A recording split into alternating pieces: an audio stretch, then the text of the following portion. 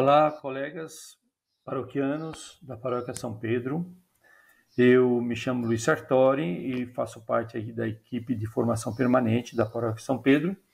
E vamos desenvolver aqui agora, em poucos minutos, um pouquinho do entendimento sobre o sacramento da unção dos enfermos.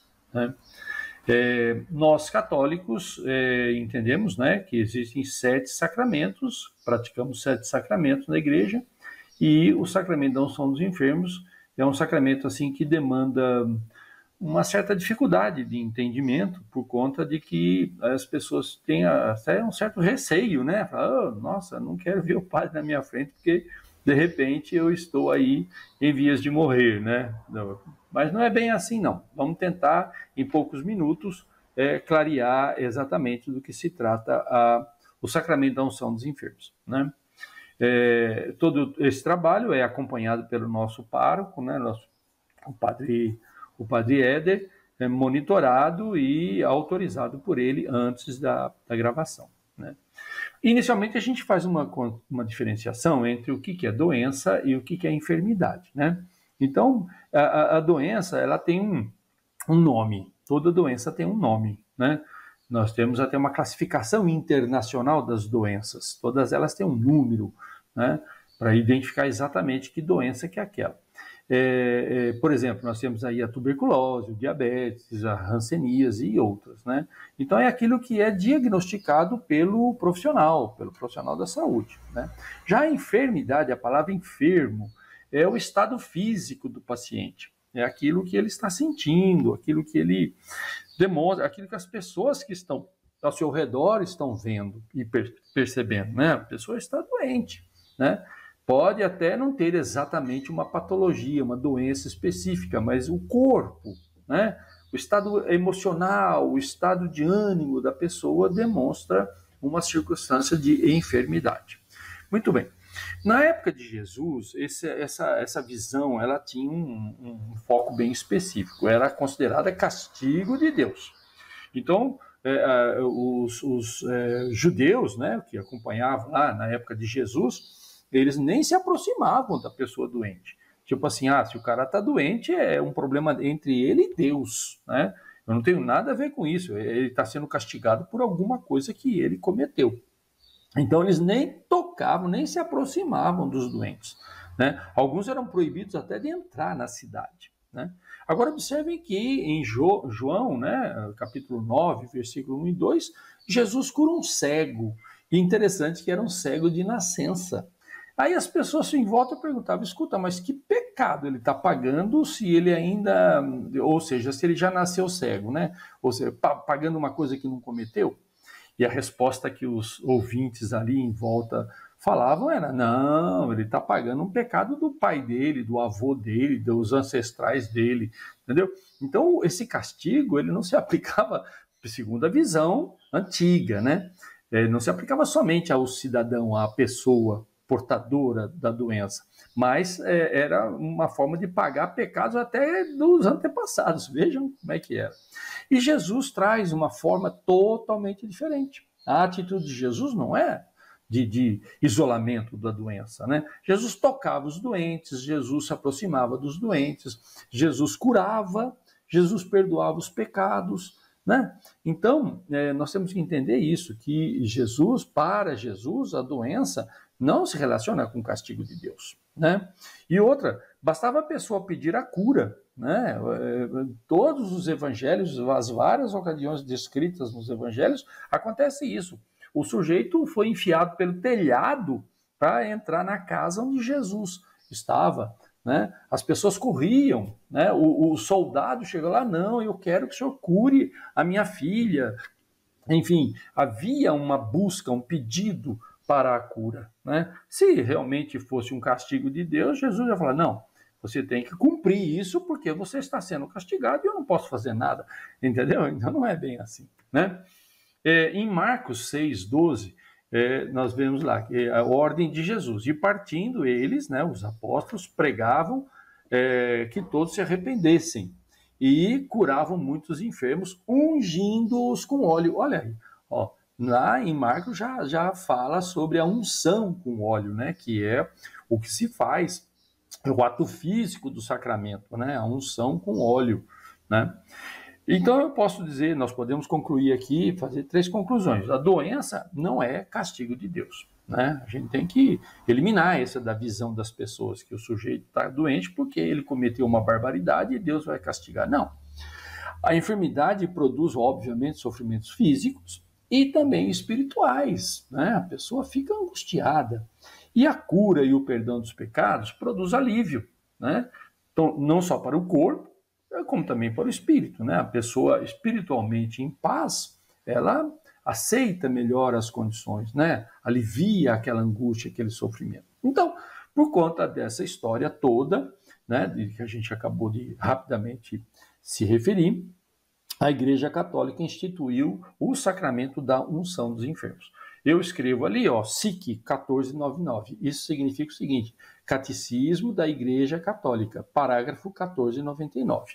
É lá que vocês podem conferir isso que nós estamos falando aqui. Carta de São Tiago, capítulo 5, 14, ele falava assim, né? Alguém dentre vós está doente? Mande chamar os presbíteros da igreja para que orem sobre ele, ungindo-o com óleo em nome do Senhor. Ou seja, repetindo a atitude dos apóstolos, que a gente viu no slide anterior, né? E observem que essa carta foi escrita no século I depois de Cristo, né? Ou seja, foi muito imediatamente após, né, a morte e ressurreição de Jesus. Olha lá, Catecismo da Igreja Católica, parágrafo 15 e 10.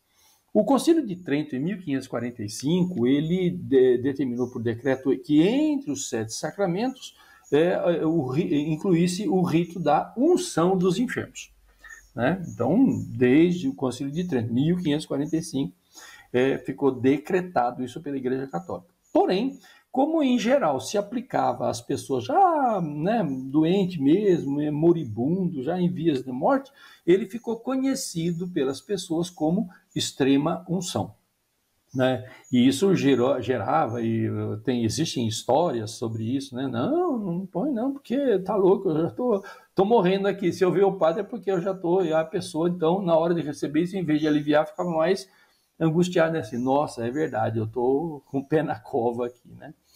Então, por conta disso e de outros motivos, o Concílio Vaticano estabeleceu que o nome correto não é extrema unção, é unção dos enfermos. Está lá, Catecismo da Igreja Católica 1513, unção dos enfermos. Então, o nome correto desse sacramento, desde 1962, né, ficou decretado que é unção dos enfermos.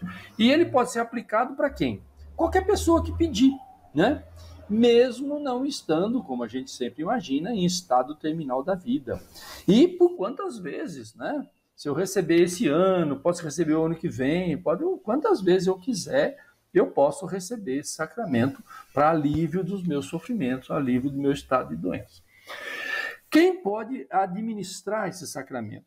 Os sacerdotes, bispos e padres, né, presbíteros, são os únicos. Diferentemente de alguns outros sacramentos, por exemplo, o batismo, o próprio sacramento do matrimônio, pode ser feito pelos ministros, né? Mas aqui não. Só o bispo e os padres, ou, como se diz, os presbíteros, têm autoridade para isso, né?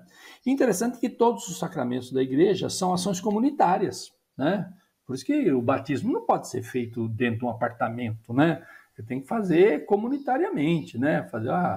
E aqui também nós temos o sacramento da unção dos enfermos, que pode ser feito na família, né? Não é isolado, é na família, no hospital ou na própria igreja, de forma coletiva. Olha a foto da direita, né? Segundo o SIC, parágrafo 1140 e 1516, o padre está aplicando o sacramento coletivamente, num grupo de pessoas que solicitaram e pediram o sacramento da unção dos enfermos. Esse rito, ele é recomendável, né? Recomendado pela igreja que antes dele a pessoa faça uma confissão e após o rito da unção dos enfermos, a pessoa faça a sua comunhão, né? E o texto é esse. o padre vai dizer, por esta santa unção, imitando os apóstolos, imitando a recomendação de São Tiago, e por sua piíssima misericórdia, né, o Senhor vem em seu auxílio com a graça do Espírito Santo, para que, liberto dos seus pecados, ele te salve e, em sua bondade, alivie teus sofrimentos. Então, é essa a circunstância do rito do unção dos enfermos. E para que serve? Quais são os efeitos? Né? Então, segundo o Catecismo da Igreja Católica, de novo, o principal dom desse sacramento é a graça do reconforto, de paz, de coragem para você superar aquela dificuldade daquele momento, né? Aquele estado de fragilidade, aquele estado de enfermidade que a doença e o doente acabam manifestando. Pela graça desse sacramento, o enfermo recebe a força e o dom para unir-se à paixão de Cristo, né?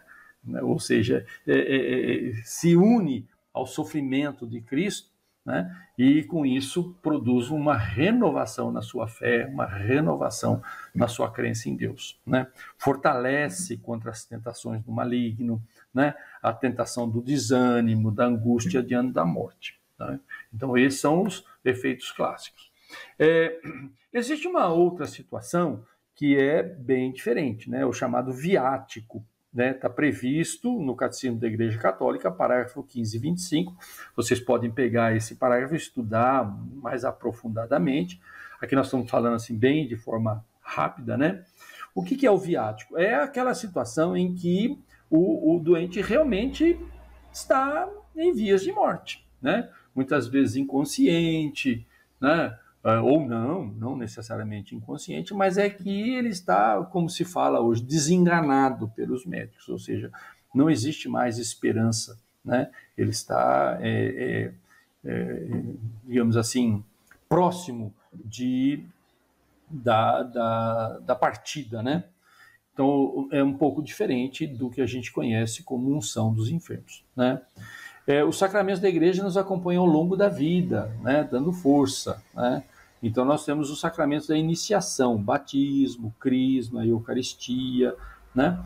E existe aquele que nos prepara para você, quando chegar a tua hora, né? Quando consumar a nossa peregrinação aqui na Terra, você se aproxima da fé em Deus e busca ficar em paz, né? Para essa despedida da vida terrestre. O Dia Mundial do Enfermo, dia 11 de fevereiro, foi instituído em 1992, né, pelo Papa João Paulo II. E esse dia representa um momento de oração, né, de atenção ao sofrimento alheio, ao sofrimento às pessoas que sofrem pelas enfermidades, né? E um estímulo a nós cristãos católicos para que a gente tenha cuidado com os nossos enfermos, né? E demonstrando assim o amor de Deus para com as circunstâncias da vida, né? E também para que o sujeito receba um alívio. Está aí a foto, né, do padre, né, do Dia Mundial da Igreja, o Dia Mundial do Enfermo, né, dia 11 de fevereiro, que já foi instituída pelo Papa João Paulo II, né?